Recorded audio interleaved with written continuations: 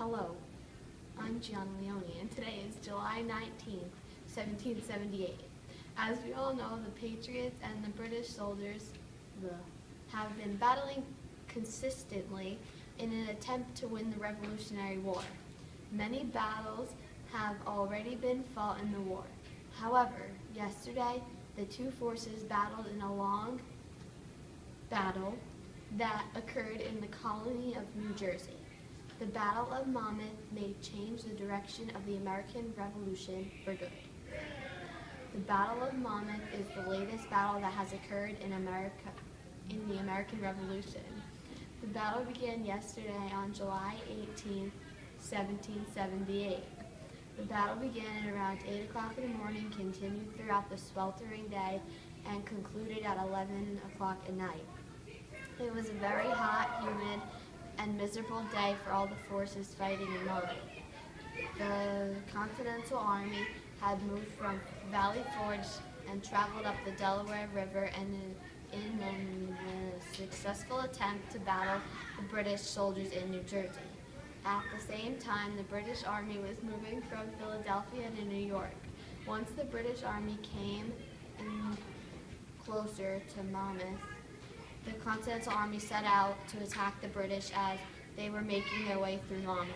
As the day continued, both forces had retreated at least once during the battle.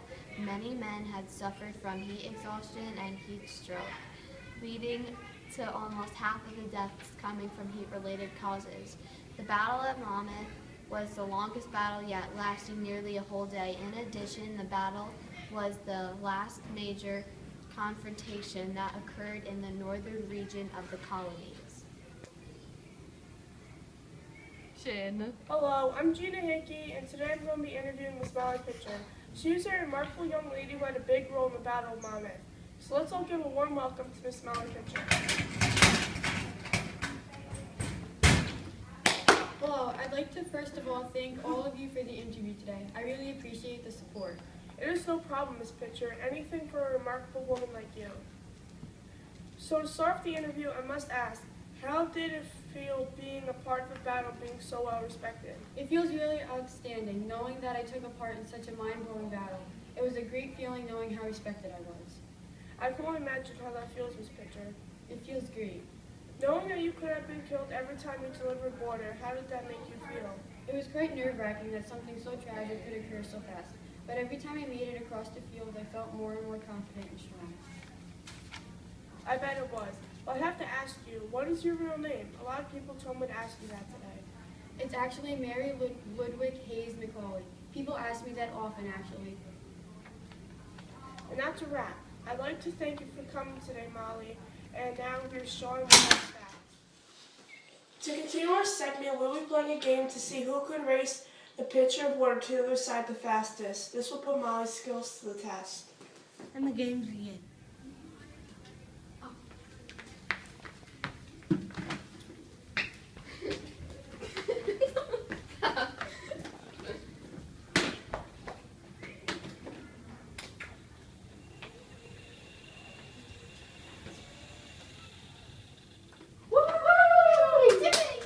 Hello, I'm African reporter J.R.S. Crawford, and I'm here with the statistics of the Battle of Monmouth. First of all, the French became involved in the American Revolution in February of 1778. They joined alliance with the Patriots since the French lost vast amounts of land to the French and Indian War. And they gave us a navy, which was very good. We got 11, I repeat, 11 warships from that.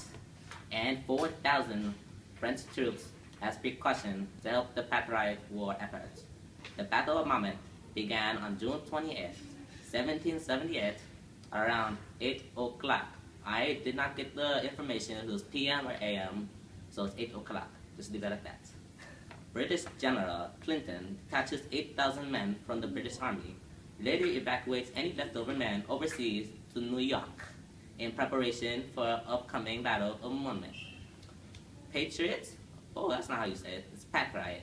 General G. Wash forces 400 men to scare and harass the guard and protection of General Clinton that he has sent. Patriot General G. Wash enlarges the force into battle to 5K men. In the end, the Continental Army ends up having 12K men, as in 12,000 men fight for Battle of Monmouth, while the British Army has 11,000, I repeat, men fighting against the pack riots. Massive and unexpected heat wave has occurred because it just got hot up in her, so the temperature rose, but we could not take off our uniforms, because that would be indecency. Some men ran around butt naked because it was too hot. We couldn't do that though. But there was no water there, so I wasn't. Because I haven't been that hot since it was hot as hella in Africa. So I don't know what they were thinking. They were just a bunch of babies, because I thought it was cold. But nearly 100 degrees with humidity. We didn't have humidity in Africa because I was part of the north side. I don't know what that was. Anyway, almost half of the total deaths occurred from excessive heat wave. Deaths that occurred on the British side were 2 to 3 times greater than the deaths that occurred on the pack riot side. And I thank you for listening. I am J.R.S. Crawford, signing off. Now to Rachel's Adam Duffy with the conclusion of the news reports. Hello, I'm Rachel Adam Duffy, and I hope you're enjoying our program. As we already know, the Battle of Monmouth happened yesterday, which was June 8, 1778. The battle sprung into action in Monmouth, New Jersey, near Monmouth Courthouse. The battle lasted nearly 14 hours, making it the longest battle of the war yet. However, the temperature reached nearly 96 degrees yesterday in Monmouth.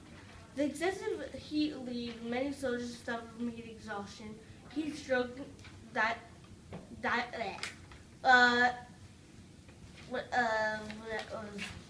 in the Continental Army have, on another note, the heat strength our soldiers in the Continental Army. On another note, the direction of the war seems to be in the Patriots' favor.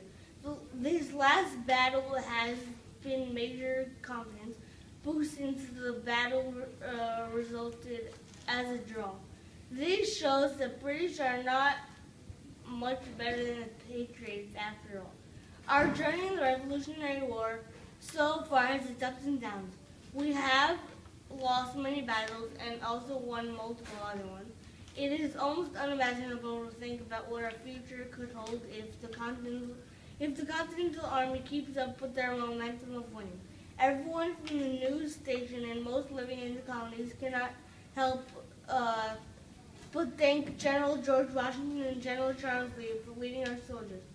Also, we'd like to thank the front for giving us extra supplies and troops to fight for the Patriot War effort. More importantly, we'd like to successfully thank the brave soldiers in the Continental Army for fighting to gain our independence and freedom. We also would like to wish the Continental Army the best of luck on our road to independence. Thank you for tuning in our news report and have a good and safe night. You said. Hello, I am Negro reporter J. Alice Crawford. No, that's how it goes. We're Negro. So that's why when the Brits started letting Negroes out, we helped them too. So they get it, we get their freedom. It makes sense if you don't think about it. First of all, we have someone knocking on the newsroom door. It's Mr. Eddie! Oh my gosh. Roll, keep on rolling the camera. Keep on rolling the camera. What? Hello, how's Miss Robin? We're rolling a news stuff. First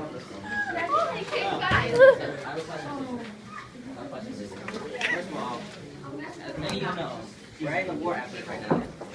And I don't want, we have to do this, it's live. Oh, yeah, sunglasses back there. See you later. Thanks, Bob. Okay. I'm J. Alice Crawford, and I want to ask you a question. First of all, how's Miss Robin? Get out of here. No, You guys don't settle this. Why does somebody keep rolling the camera? Take 4.